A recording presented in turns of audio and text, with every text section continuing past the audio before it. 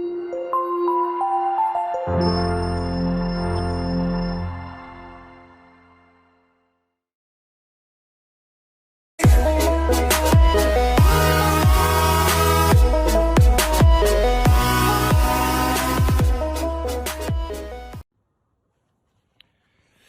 today I'm going to review the Campark T85 trail camera. Now, I bought this camera because I noticed that it had Wi-Fi and Bluetooth capability. And I've had trail cameras before and actually looked around the past year or so for a decent one. Some of the ones I bought before, like at Walmart and Tractor Supply and whatnot, they worked, but they're not what I would consider to be practical if you're really serious about getting video and photos. So looking at the specifications for this, it looked like something that I might like. The price was very reasonable. I bought it on Amazon and there was a coupon for, I think it was $15 off. So for under $100, I got a camera that at least based on the specifications, looks like a pretty good rig. What I was really shocked about is I had recently purchased a 4-pack on sale at Tractor Supply of trail cameras and was surprised that they had gotten so much smaller and compact than what I was used to in the past.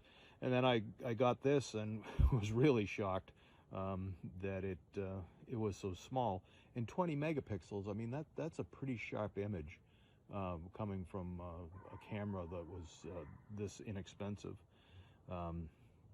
So the first thing you need to know is that it takes 8 AA batteries, and I would suggest, given that if you are going to be serious about this, you probably want to get some good rechargeables.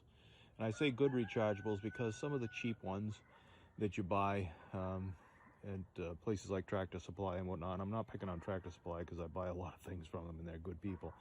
But I'm just saying, if you buy inexpensive rechargeable batteries, especially if you're using this outdoors and it's going to get used in cold weather, you really want to spend the money and get a decent charger and good batteries. But it's very simple. It takes 8 of them. You also are going to need an SD card. It doesn't come with one, and you definitely need one of those, but SD cards are cheap enough. I think it'll use up to 128 size. I've got one that's 64 that I just popped in there. I'm sure that'll take care of everything that I need. Plus the fact that it's Bluetooth and Wi-Fi, so you're going to be able to look at your pictures and clear your camera. And I don't think a huge amount of storage is that important, unless you're going to be using the video aspect of it, especially for security reasons. You know, trying to keep your eye on property or business or something like that. But it was very easy to set up. I was surprised. I'm kind of an idiot when it comes to stuff like this, and it just opens right up. And the directions are very easy to follow. It hooked right up to its Wi-Fi as a hotspot, and I got connected. And so I'm going to hook it up outside and take a look at it and see how it is. But based on what I saw for picture quality, it seems to be pretty significant. Overall, I'm happy with it, and like I said, it was very easy to put together and get set up. Directions were easy to follow, so I don't think you can go wrong with this at all. It comes with a strap so you can hook it to a tree or whatever, some kind of a post, but it also comes with some pretty stout hardware that you can use to permanently mount it, you know, with the those little adapters there. And so, I mean, you could actually hook it to a building or a tree permanently if it was some place that you were going to use it on a permanent basis. Also has the ability to put a padlock on it so you can keep it secure. It's password protected in case you're worried about the neighbors seeing what kind of wildlife is in your backyard. So that's my review of this, and I think you won't go wrong buying it. Alright, so here I have the Campark 20 megapixel Wi-Fi and Bluetooth game camera. I've had it out here for a little bit now, shooting out towards this way, just getting a nice view. We'll open it up, take a look at it. maybe. There we go.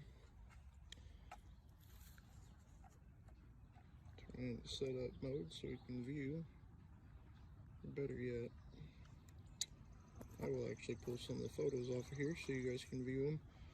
But it's a pretty nice camera. I don't have any problems with it. So far it's done good for me. You can go through and select in between 20 megapixels, 16, 12, 8, 5, 3, and 2. I usually leave it on 20 megapixel. I actually do not have it set up for recording right now. I don't particularly care for the videos, it just drains batteries quicker, but there is a lot of good functions that it has on there. It also does record audio. The night vision is pretty darn good on it from what I've seen. Other than that, it's your pretty much standard game camera or trail camera, whatever you want to call it. I would highly recommend this camera. I haven't had any issues out of it. It seems to do pretty good on battery.